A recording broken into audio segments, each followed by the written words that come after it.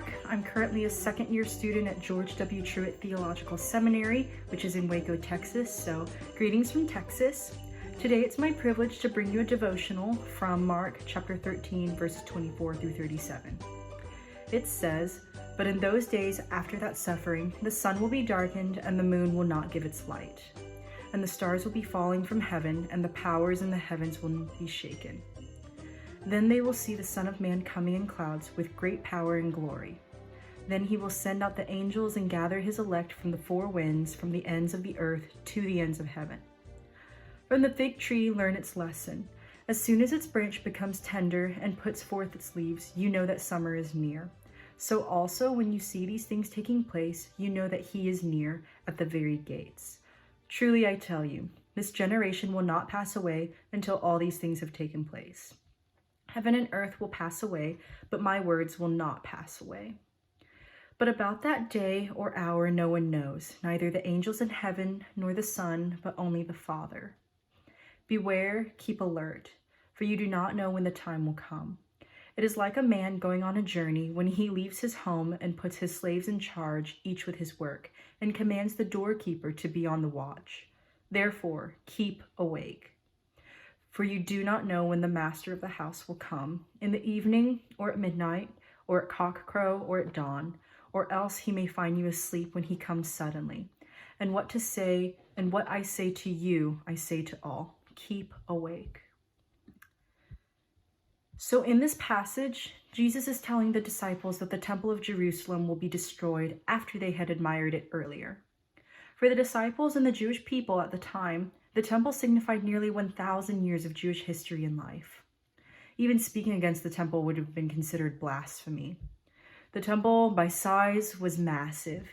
Herod the Great rebuilt the temple starting in about 19 BCE and was not completed until around 63 CE.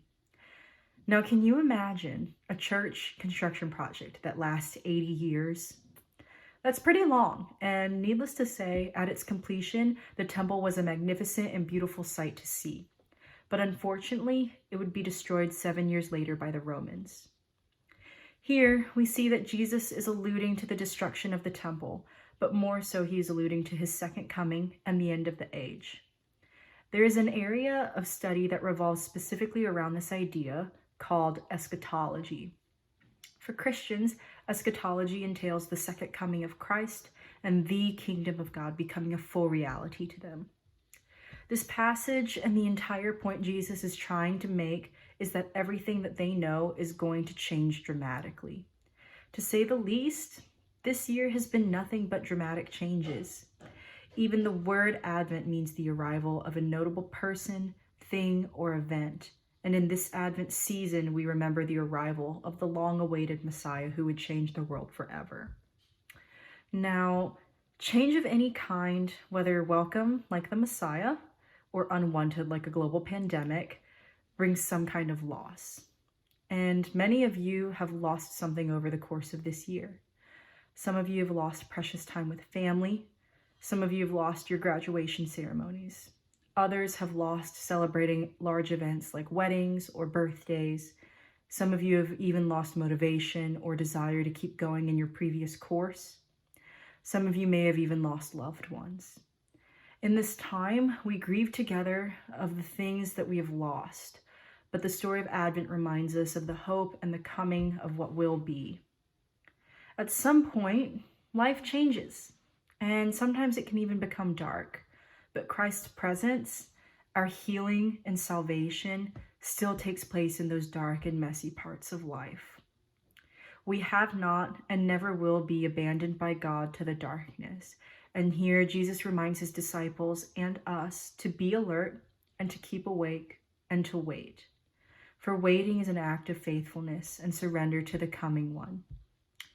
Over the course of this Advent season and this video devotional series, I encourage you to consider your Advent story, which is a story of change, a story of loss, and maybe even a story of darkness. I encourage you to acknowledge the things that have changed and the things that you have lost, and I invite you to be still, to pray, to be quiet, and to listen and to wait. These are the practices of Advent, and I pray that they shine light on these moments of darkness. Thank you.